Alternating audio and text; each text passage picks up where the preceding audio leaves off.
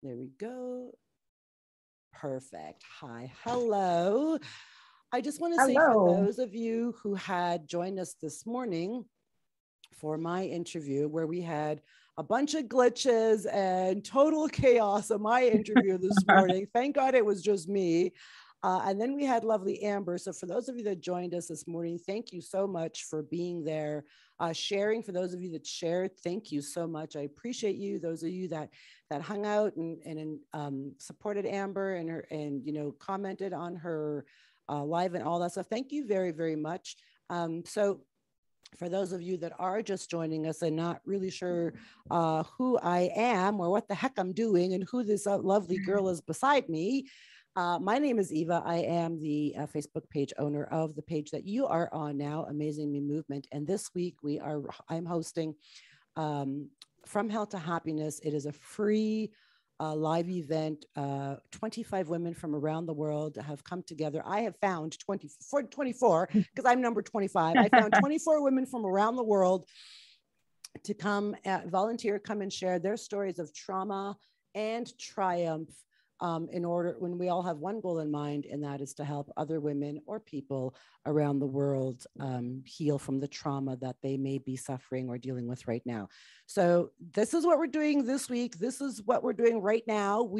Today I have Jackee. Sorry about that. Now I have Jackee with me. I'm not even going to try to pronounce your last name because it's all crazy. It's okay, me either.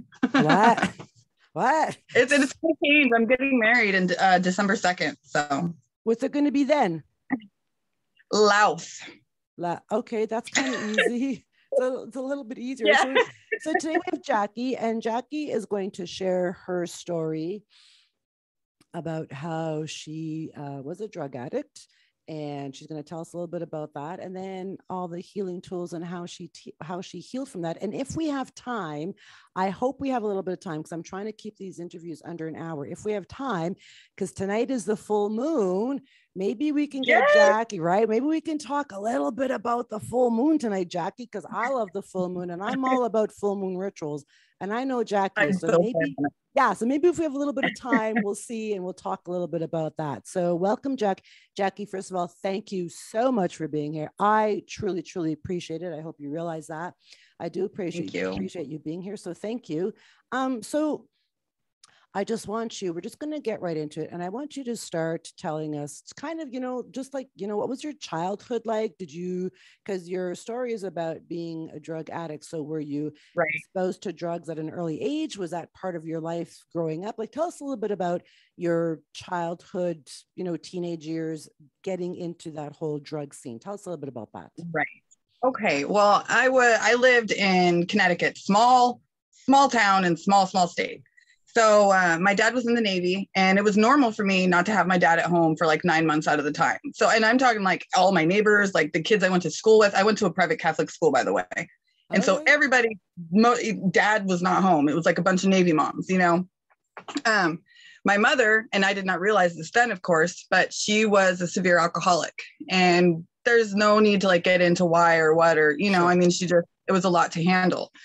So I'm thinking like times like in the middle of the night when my mom wakes me up and she says, you want to go for a ride? This is normal. This is my childhood. So, I mean, I get up, I get in the car and we go to Rhode Island. Like I had woke up before, and I mean, I'm maybe 7 or 8 years old, between 6 and 8.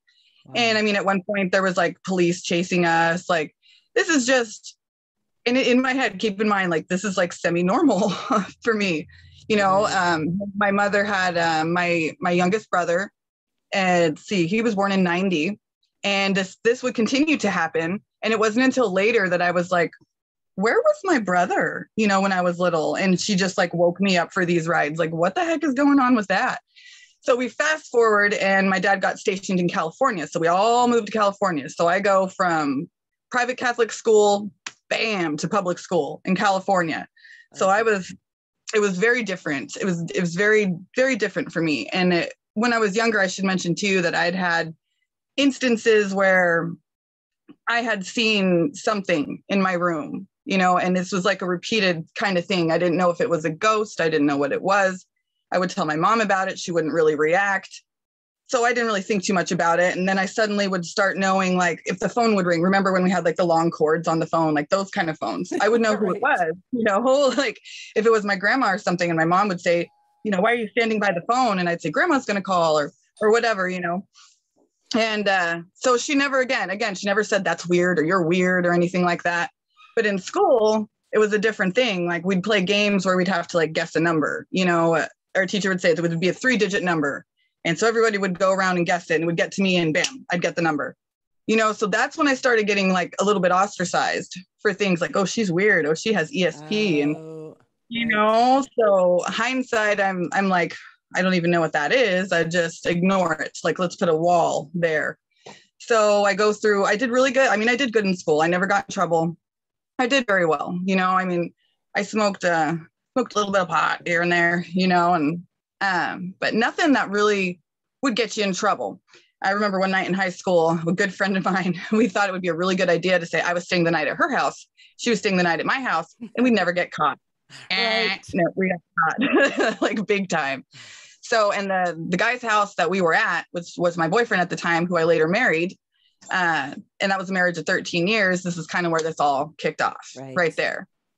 So I mean, and I am like innocent, you know, at this point. I get out of high school, and the next year I'm pregnant.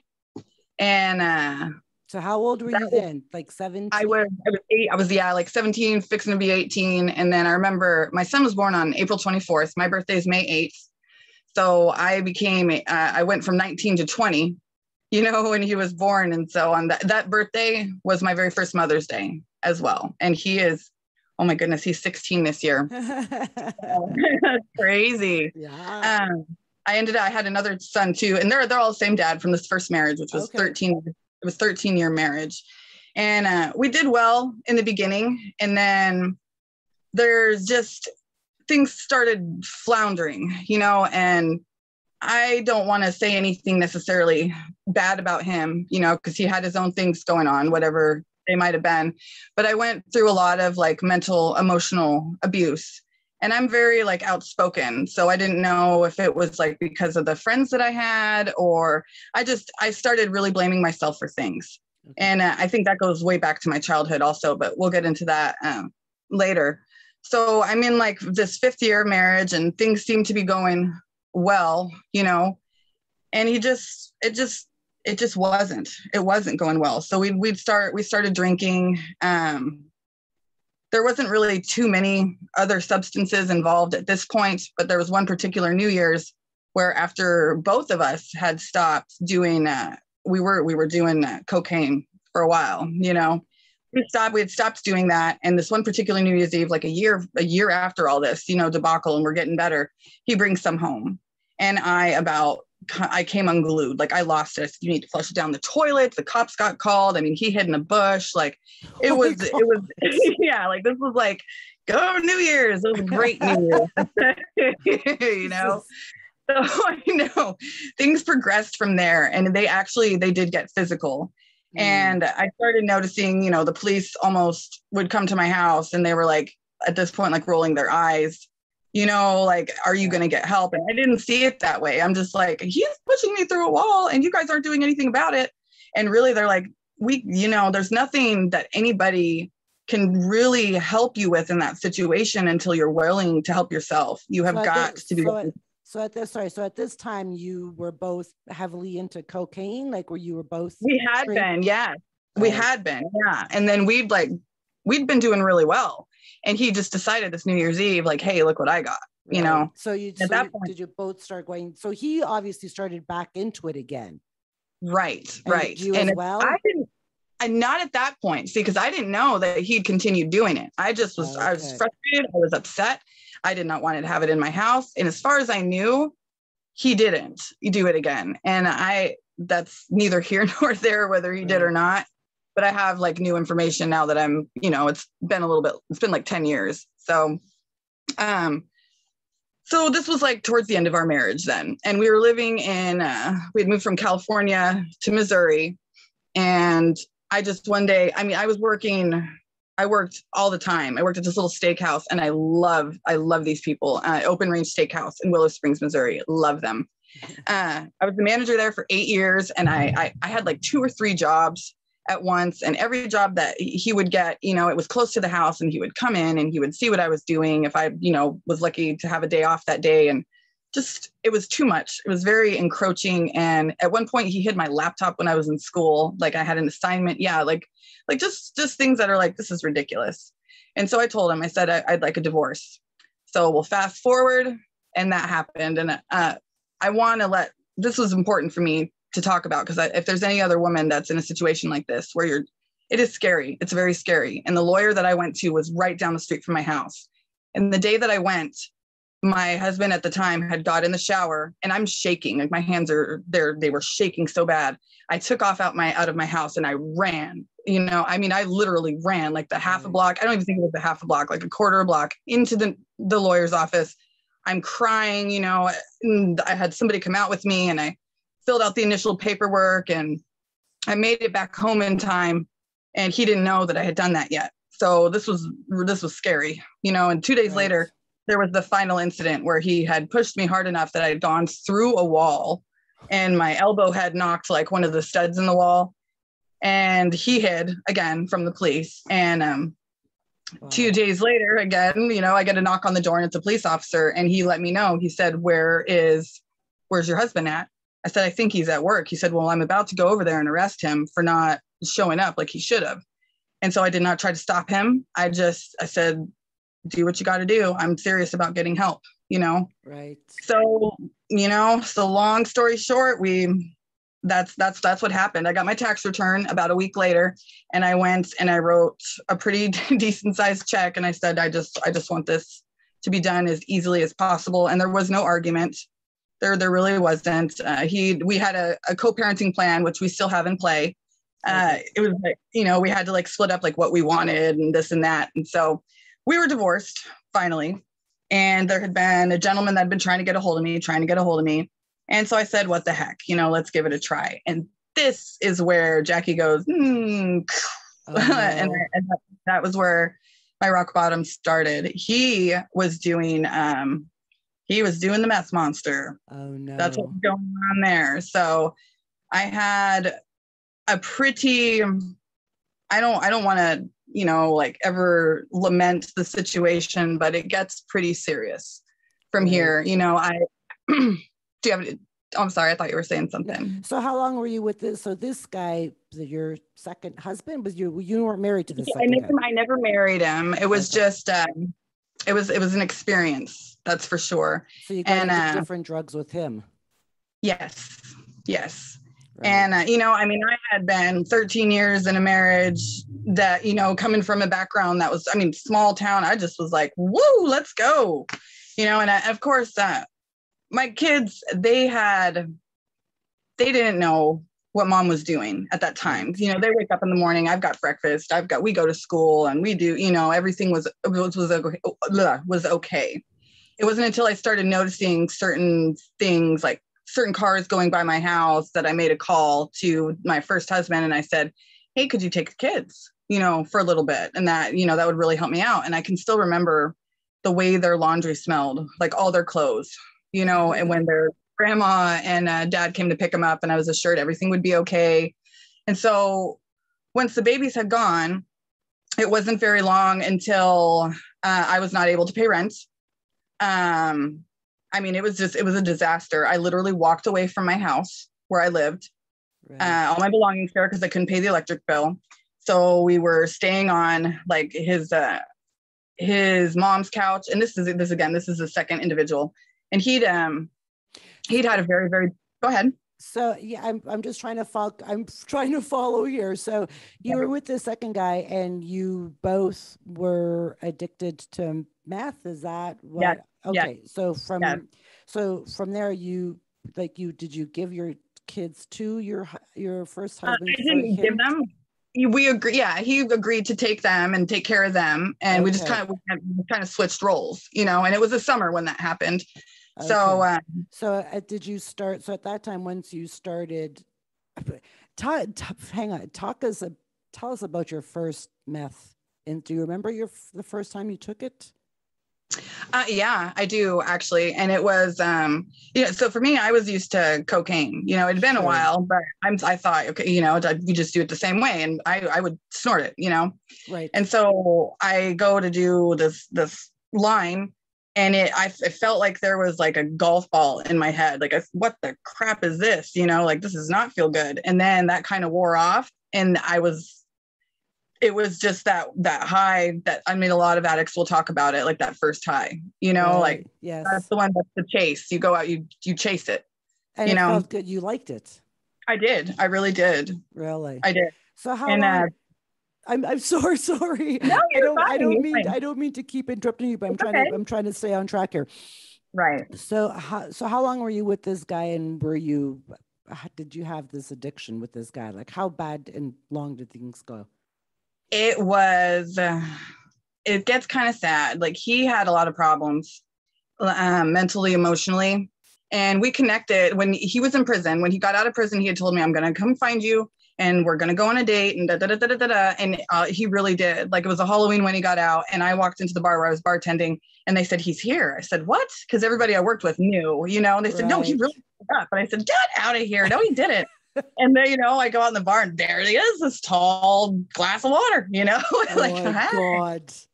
So, and he was sober at this point, and so I met the sober him, and it was wonderful. And it was like about 3 months into that relationship when he was like, I got to have it, and he was honest about it. And I freaked out until finally I was like, well, I'm going to do it too, and that was not a good decision. Wow. But at the same time, like, hindsight's 2020, like, I wouldn't have this experience right now if it weren't for him. And I say that because he took his life. He did. I'm so sorry. And that was very difficult. Right. Like, if that doesn't let you know, like, this is not the life for you. When did that happen? It was our second year together. And this is, let's see. So sometimes it's really hard for me to remember years. Sure. A lot. It was bad. It was, geez. It was about that 10 years ago. I was with him when that happened.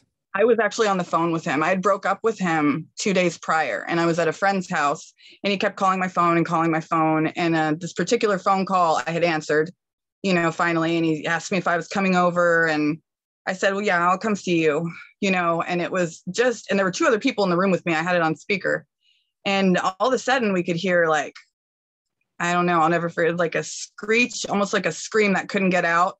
And that was the last thing I could hear.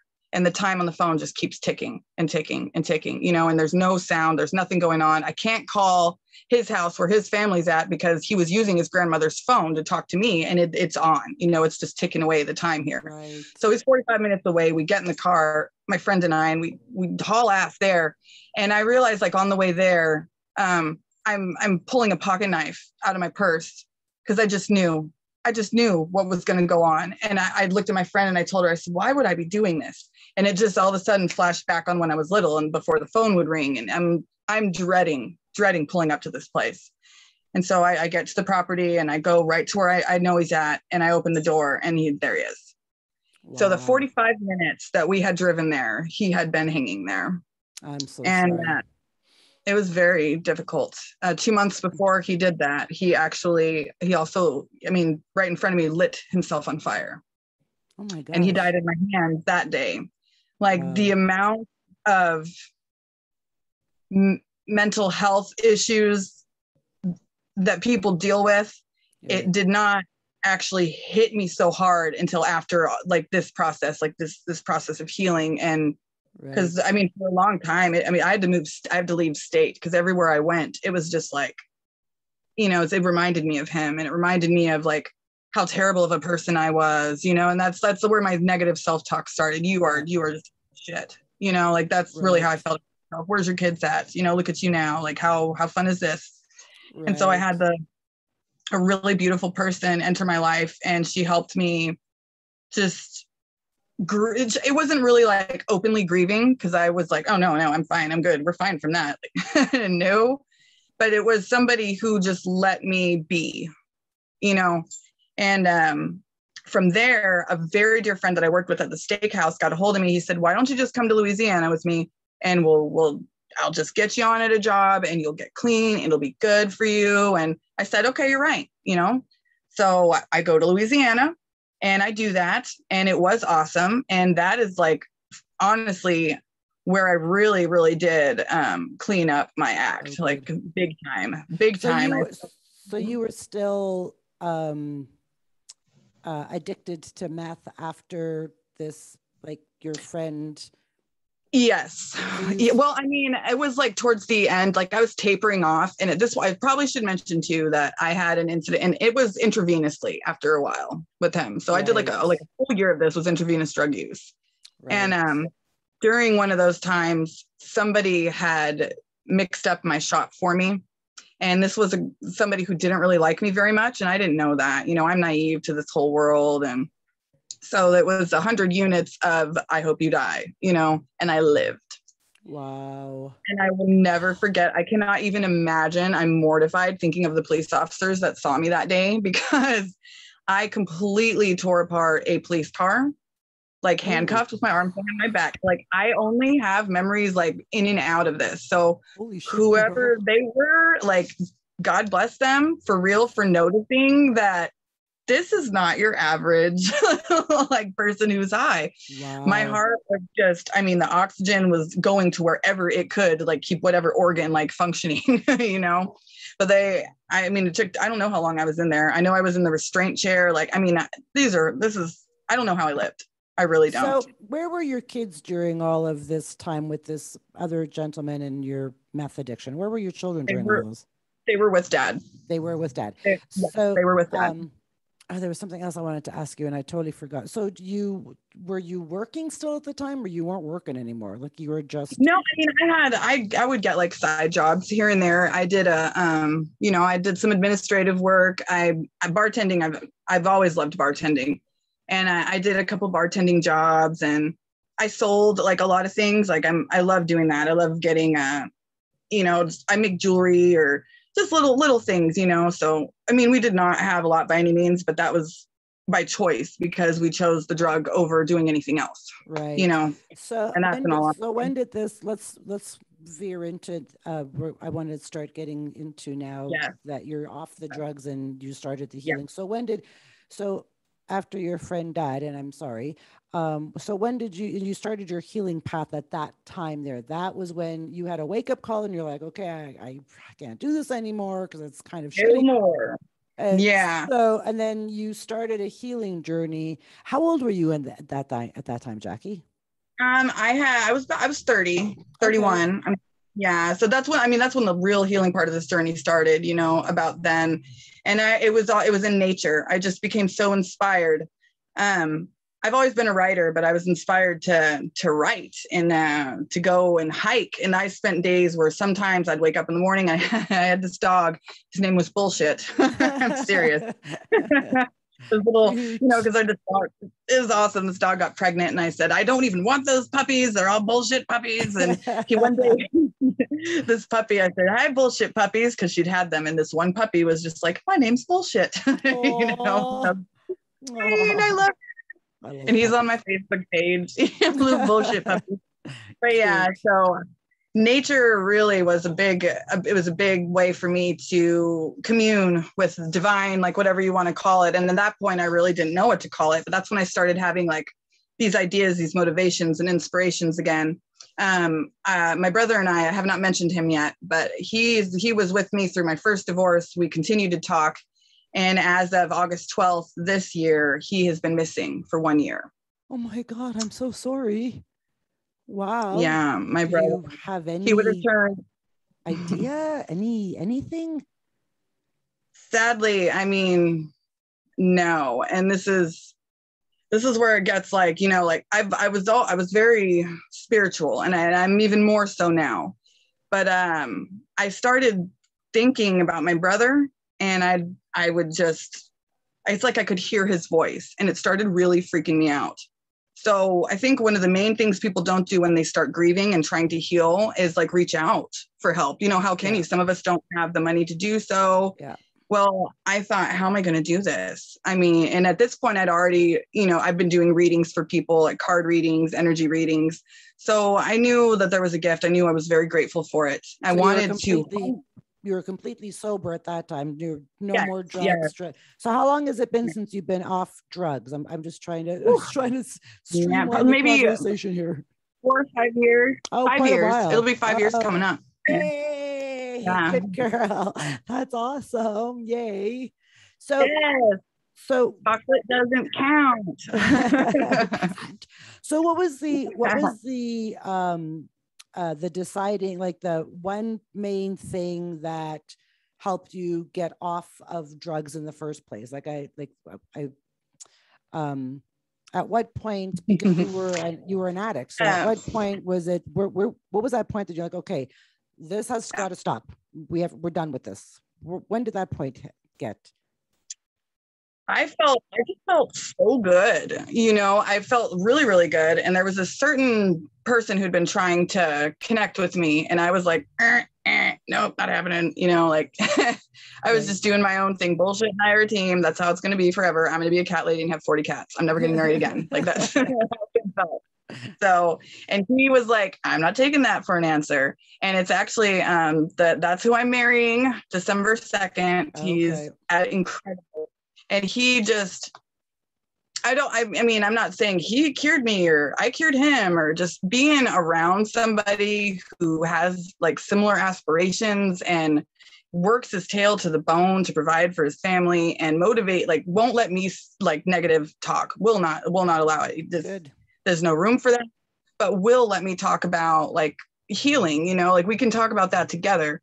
So it was finding myself, like being with somebody who made me realize like, I'm okay, like me on my own independently. And this guy likes that, this person is adding to my experience here. And I started having epiphanies like ME is me, my experience, your own universe. So things got really spiritual. And at this point, I'd been disconnected from my brother for probably about 6 or 7 months. And he calls me. Oh, I just dropped my ring. I threw it. I don't need it. Out of the blue, my brother calls me.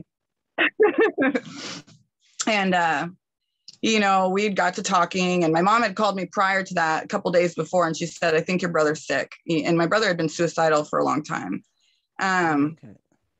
And so I talked to him and I said, what's going on? His name is Chase. Chase, what's going on? He said, nothing. And we spent that night, you can play on the Facebook, the camera, you can do the different backgrounds. Like, we spent like 2 hours doing that. It's ridiculous. I love it. I also did his very first card reading ever. So, and I have that still. And within the next day and a half, I did not ever hear from him again. Wow. Like we had this huge bonding moment again. And, like all these memories that I have, I've got every silly video that we did, but I will never, I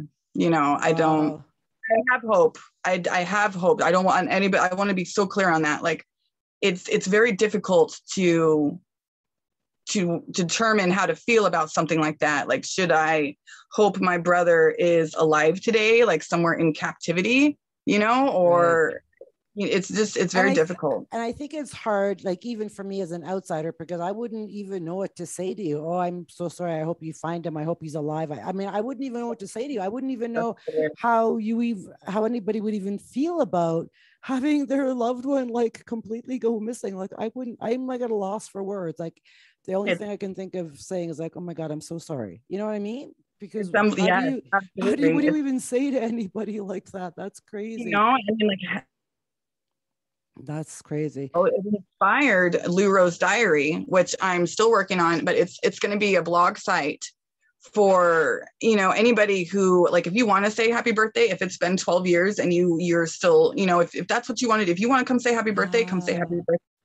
Like this is the forum for you to express and to grieve. And because it does never stop. You can't be like, well, 10 years now and I'm fine. Like you're lying.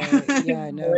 So ever get better. Hell for your mother too then. And what about your father? Where is your my dad and I, we didn't talk for a long time. And I completely understand why, and a lot of it was me too. I wouldn't call him. I'm like, oh my God, I've like shunned the whole family from the earth, you know, but my dad was very open and very caring. And so we talk every Sunday, and I feel bad because I missed him this past Sunday, but so that's a good relationship. And he actually got a hold of somebody who my brother went to school with, and her dad was he's a highway patrolman in California. He went to TJ and went into the police stations and was like, look, you need to go ahead and get this ball rolling. And they could not even find his folder, like his chart there. It's, I don't know if anybody's like aware, it can be kind of corrupt there, you know, especially when you're, it just depends, like the area that he was living in, not the best.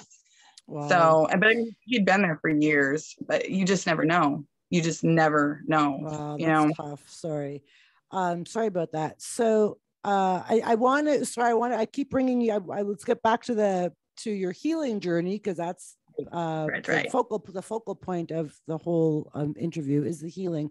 So for anybody who is dealing with an addiction of any kind, I mean, you were addicted to meth, but you know, there's alcoholism, there's cocaine, there's a drug addiction of all kinds. So I'd like to go back to that. So when you decided to quit doing drugs, because now you're like completely sober, right? You don't do any drugs. So what was that healing? How did you do it? What was that healing journey like? I'd like talk us through the tools that you used to come off of drugs, how you healed, what your healing journey was like. Let's talk about all that. Journaling and the moon. And I know this sounds crazy, but when I dove into uncovering all these psychic gifts, you know, and the spiritual journey, I dove straight into it.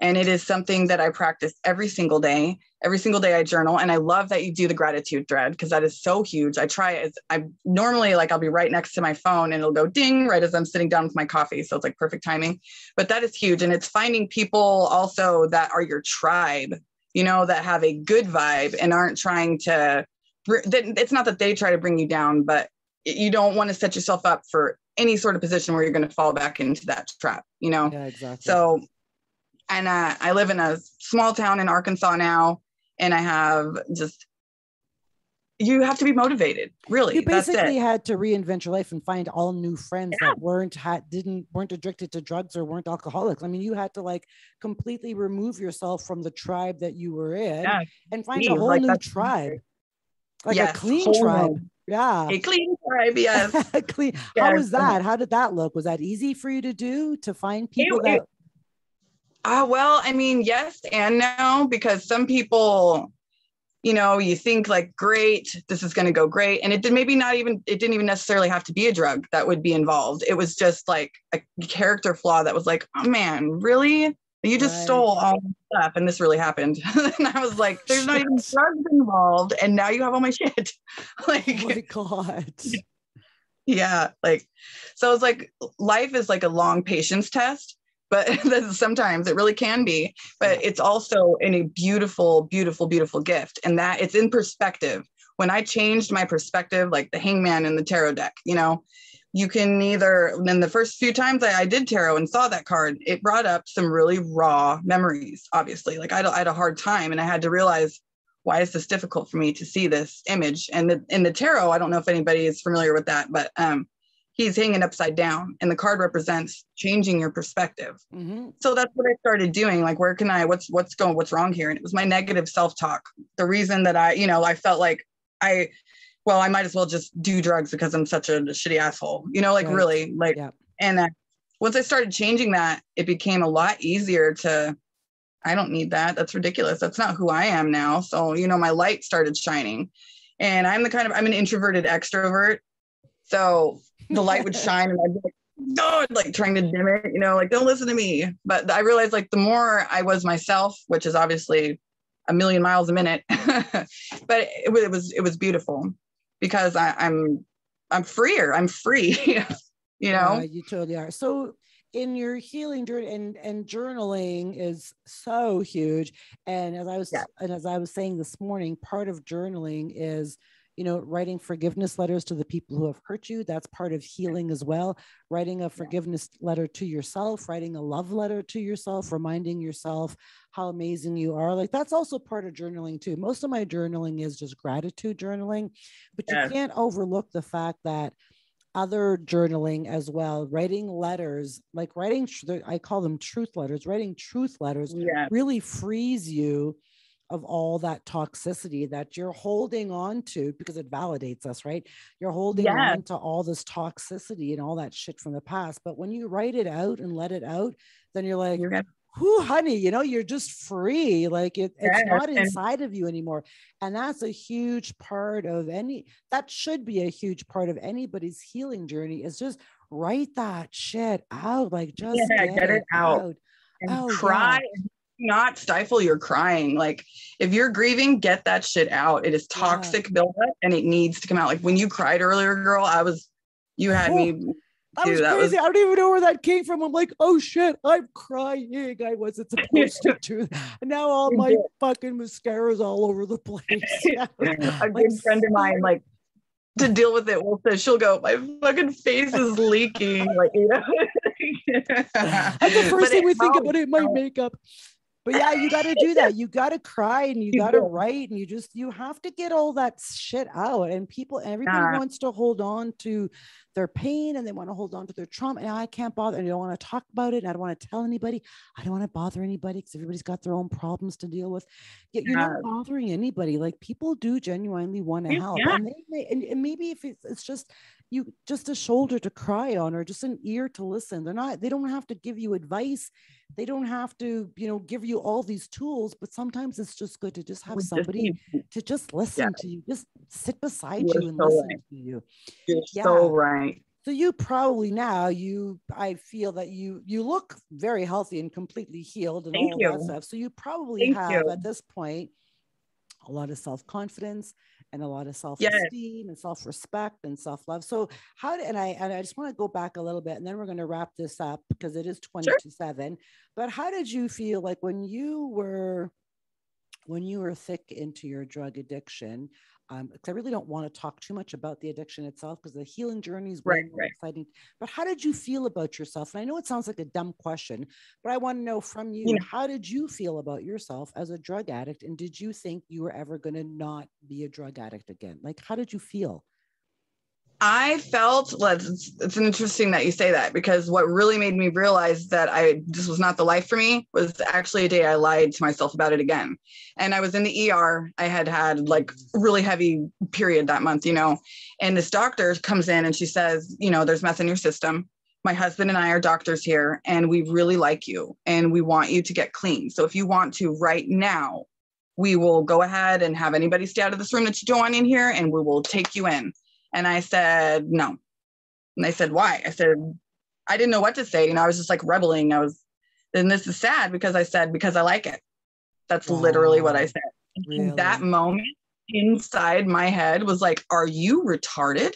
Wow. What are you doing? From that moment on, it just was like, I knew that the end of this was coming. I didn't realize how absolutely traumatic that would be. Right. It was very, very difficult. But that would be the moment where, I just let go of an opportunity that was right there in my face. So, and now the universe, has shown me, like, if you make that choice, whatever, you can't make a half-assed plea to the universe and expect it to bring it to you. Like, you've got to work at it.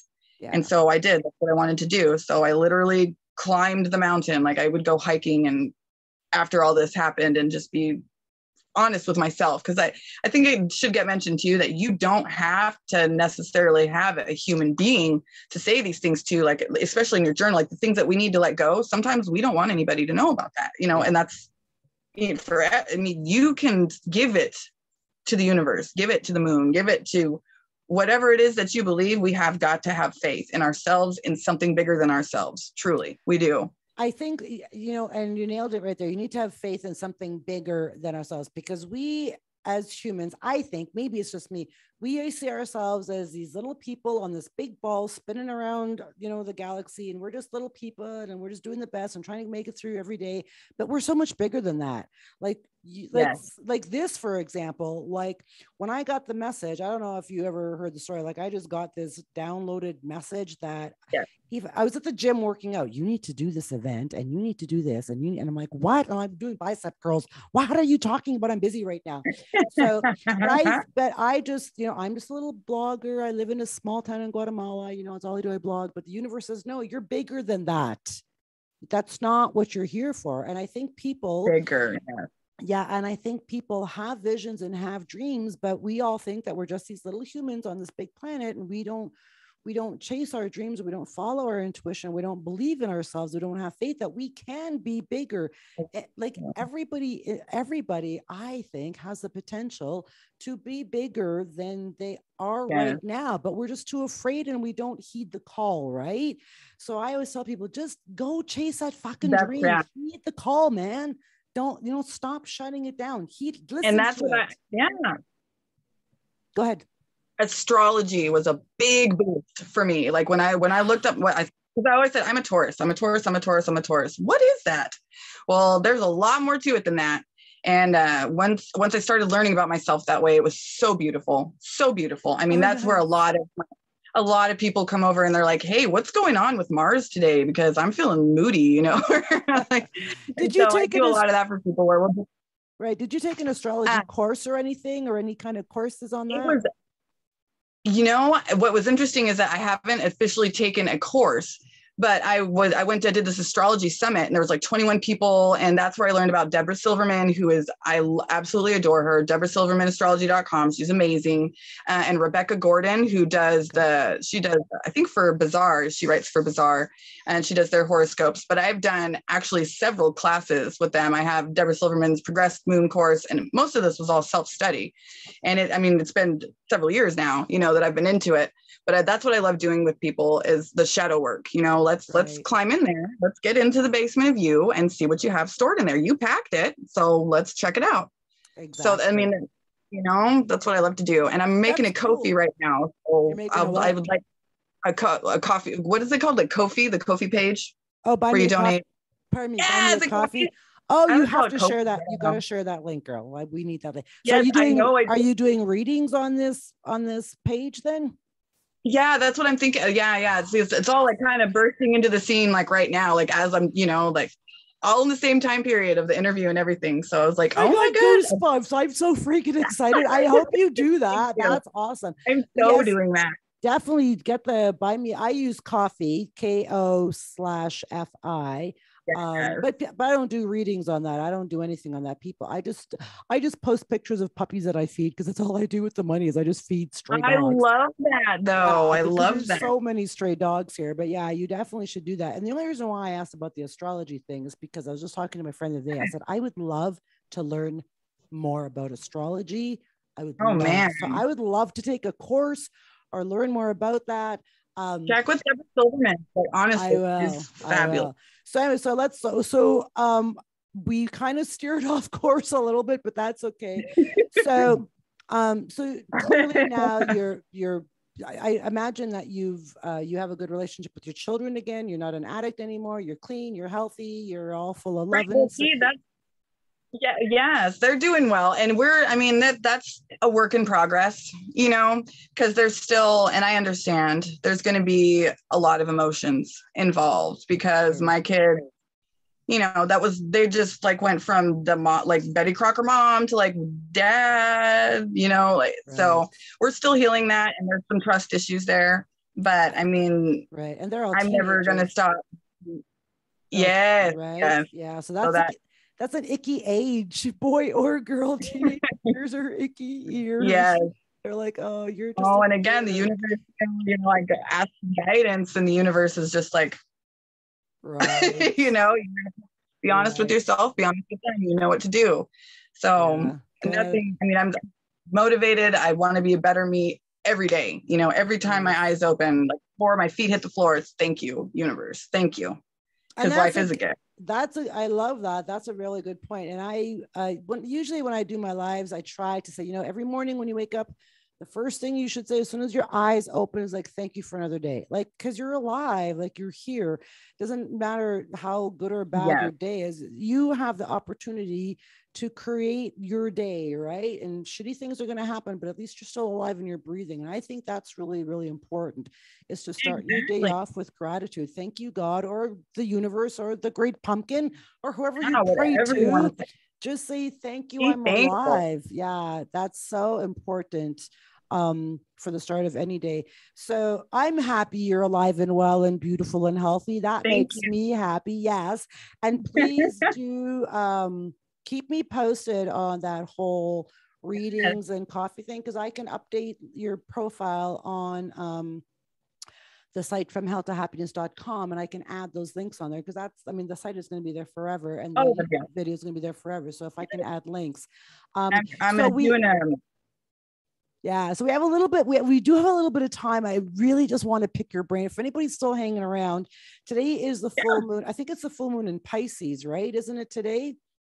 So yes. Right. So if any of you who are still sticking around, we're going to talk about the full moon. I know it's a little bit off topic, but there's a full moon in the sky right now, and we need to talk about that. So I'm a huge, I'm a huge believer in full moon rituals. So I usually, full moon is a good time to release everything that doesn't serve you, get it all out. All, you know, if you got to dump toxic people, kick them to the curb, because you're better off. It's telling and if you don't know how to do it, just be honest with yourself. I cannot hang around with this person anymore, and the universe will help you find a way. Whatever your faith will fill in the blanks for you. And you know what? And the universe probably will say, no, you need to dump this person. But like, I don't know how, I don't know if I can. It's going to hurt their feelings. Oh, I don't know how to say, I don't. And people just ignore it. And they just do it. Don't feel bad. This is your life. You needs to be happy, not the Fred that you're kicking to the curb because Fred is toxic too. I'm sorry, Fred, get a life, man. This is your life. So you need to get rid of all the toxic shit. So my full moon ritual is usually I'll like burn some candles or an incense or something, and I'll just write out all the toxic stuff in my life. I'll write it all out. All the things that I need to get rid of. And then I actually have a fireplace. And I did light a fire, and I'll just burn that piece of paper and chimney, and then it'll just go. So what's your full moon ritual, Jackee? Share that with us quickly. I take all my cards, I take all my crystals, and I bring all my little charms and jewelry, and I take it all and I bring it out into this little place I have in my yard where the moon comes between the trees. It's really surreal to see it, but the light will hit my little platform here. And it's just wonderful. One year I had my fiance's son. I was like, come on, we have to get the house plants. And we're taking the house plants. And they're all lined up, so. Get that toxic shit off of your real plant. So, and I'm very much that person, like in this like kind of ghetto neighborhood, kind of not, but here I am like, hi, like talking to my plants. And, and I was like, I wonder if they think I'm a witch. Like, that's okay. Let them think. Who cares? Whatever. I'm happy. Thank you. And maybe I am. I'm a happy one. I don't hurt anybody. Yeah. I bring everything out the moon. I write my letter by moonlight. I start my bonfire, and I'll have a moment where I read the letter back to myself, kind of, and I feel it, and I let that passion for what I'm doing just grow until I feel just like a moment, and I'll drop it in the flames. Nice. And then once it burns completely, I take this full moon water that I've had for like 3 years now. I mean, I refill it, all the time, because by the full moon, I'm almost empty. So I'll pour just enough to see the white smoke come up. And then that's the end of that is it, letting go, Nice. So that's how I visualize letting this go. So I love it. That's awesome. That's a great ritual. Thank you. So we're going to wrap this up because we're almost at an hour. So thank you so much, Jackee, for sharing. That was a lot of trauma to deal with, like especially your brother. I'm so sorry. And I do sincerely hope that there's closure there or something. Thank you. I'll send prayers and love out for you for that. But thank you for sharing your story. You are such a bright, shining light in this world. I love that. Thank you. And please stay in touch, because normally now I'm just going to say, the meeting is over, goodbye, and then that's it, goodbye. But do please stay in touch. And I never saw her again. I never saw her again. She just vanished. But I want you to keep me posted on the coffee page and your readings and all that stuff, because we can add that to your profiles and let people know that you are doing readings. I would love if you would do a reading for me one night. That'd be amazing. Yes, I will. Yes, girl, hook me up. You got one, girl. Yeah, for sure. So I just want to say thank you to everybody who is here watching. So for those of you guys, for those of you that are here, and if you missed the intro, we can't see we're not ignoring anybody. We can't see any comments. I don't have Facebook open, neither does Jackee. So it's just me and her in a Zoom room. So we can't see the comments. So Jackee will come back and address the comments, as I will. And just so we're not ignoring you. We're not being bitches. We just can't see you. But thank you everybody for being here. Yeah.